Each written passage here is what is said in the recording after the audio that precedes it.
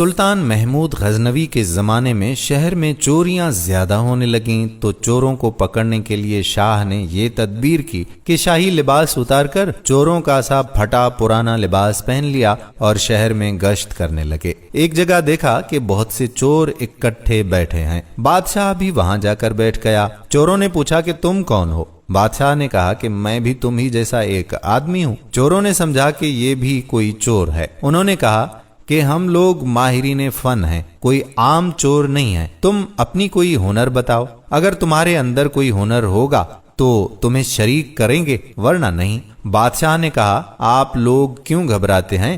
آپ لوگوں میں چوری کی جو صفت ہنر اور فن ہے، میرا ہنر اگر اس سے زیادہ پانا تو مجھے شریک کرنا ورنہ بھگا دینا۔ چوروں نے کہا کہ اچھا اپنا ہنر بتاؤ۔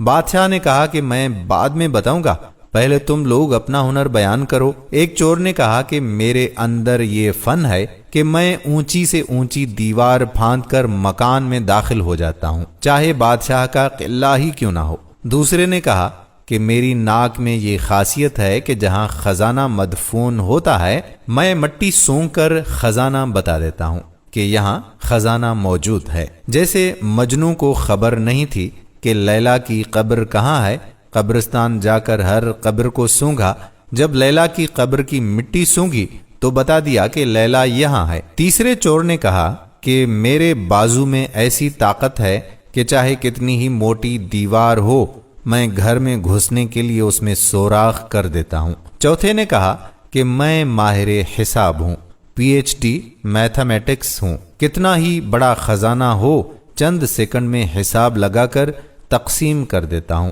پانچویں نے کہا کہ میرے کانوں میں ایسی خاصیت ہے کہ میں کتے کی آواز سن کر بتا دیتا ہوں کہ کتا کیا کہہ رہا ہے۔ چھٹے نے کہا کہ میری آنکھوں میں یہ خاصیت ہے کہ جس کو اندھیری رات میں دیکھ لیتا ہوں دن میں اس کو پہچان لیتا ہوں۔ اب سب چوروں نے بادشاہ سے پوچھا کہ اے چور بھائی تمہارے اندر کیا خاص بات ہے؟ شاہ محمود نے کہا کہ بھائی میری داڑھی میں ایک خاصیت ہے کہ جب مجرمین کو پھانسی کے لیے جلادوں کے حوالے کر دیا جاتا ہے اس وقت اگر میری داڑھی ہل جاتی ہے تو مجرمین پھانسی کے پھندے سے چھوٹ جاتے ہیں۔ یہ سن کر چور مارے خوشی کے کہنے لگے کہ آپ تو چوروں کے قطب ہیں، جب ہم کسی مصیبت میں پھنسیں گے تو آپ ہی کے ذریعے ہم کو خلاصی ملے گی، لہذا فیصلہ یہ ہوا کہ آج بادشاہ کے یہاں چوری کی جائے، کیونکہ آج سب اراکین نہایت پاورفل ہیں اور مصیبت سے چھڑانے والا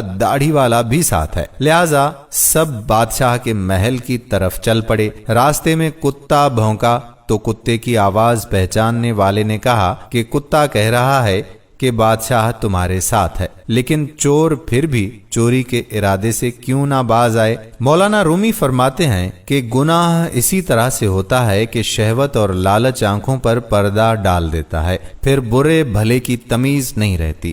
جانتا ہے کہ یہ آنکھوں کا زنا ہے لیکن مغلوب ہو کر گناہ کرتا ہے، اسی لیے اسباب نے گناہ سے دوری کا حکم فرمایا تاکہ لالچ پیدا نہ ہو۔ لہذا بادشاہ کے یہاں چوری ہوئی، چوروں نے خزانہ لوٹ لیا، جنگل میں بیٹھ کر ماہر حساب نے سب کا حصہ لگا کر چند منٹ میں تقسیم کر دیا۔ بادشاہ نے کہا کہ سب لوگ اپنا اپنا پتہ لکھوا دیں تاکہ آئندہ جب چوری کرنا ہو تو ہم لوگ آسانی سے جمع ہو جائیں۔ اس طرح بادشاہ نے سب کا پتہ نوٹ کر لیا۔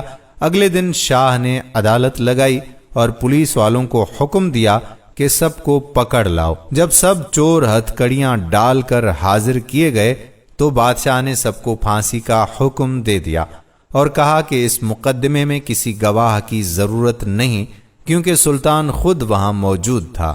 بالکل اسی طرح قیامت کے دن اللہ تعالیٰ کو کسی گواہ کی ضرورت نہیں کیونکہ جب تم بدکاریاں کر رہے تھے تو میں تمہارے ساتھ موجود تھا، لہٰذا اللہ تعالیٰ کو کسی گواہ کی حاجت نہیں۔ پھر قیامت کے دن جو اعضاء کی گواہی، زمین کی گواہی، فرشتوں کی گواہی اور صحیفہ اعمال کی جو گواہی پیش کی جائے گی وہ بندوں پر حجت تمام کرنے کے لیے ہوگی۔ جب 6 کے 6 چور پھانسی کے تختے پر کھڑے ہو گئے تو وہ چور جس نے بادشاہ کو دیکھا تھا اس نے پہچان لیا کہ یہ وہی بادشاہ جو رات کو ہمارے ساتھ تھا، یہ وہی آدمی ہے۔ وہ تختہ دار سے چلایا، حضور کچھ دیر کو ہماری جانوں کو امان دی جائے، میں آپ سے تنہائی میں کچھ بات کرنا چاہتا ہوں۔ بادشاہ نے کہا ٹھیک ہے، تھوڑی دیر کے لیے پھانسی کو موقوف کر دو اور اس کو میرے پاس بھیج دو۔ چور نے حاضر ہو کر عرض کیا کہ اے بادشاہ سلامت، ہم میں سے ہر ایک نے اپنا اپنا ہنر دکھا دیا، لیکن بدبختی سے ہمارے سب کے سب ہنر جن پر ہم کو ناز تھا انہوں نے ہماری بدبختی کو اور بڑھا دیا کہ آج ہم تختہ دار پر ہیں۔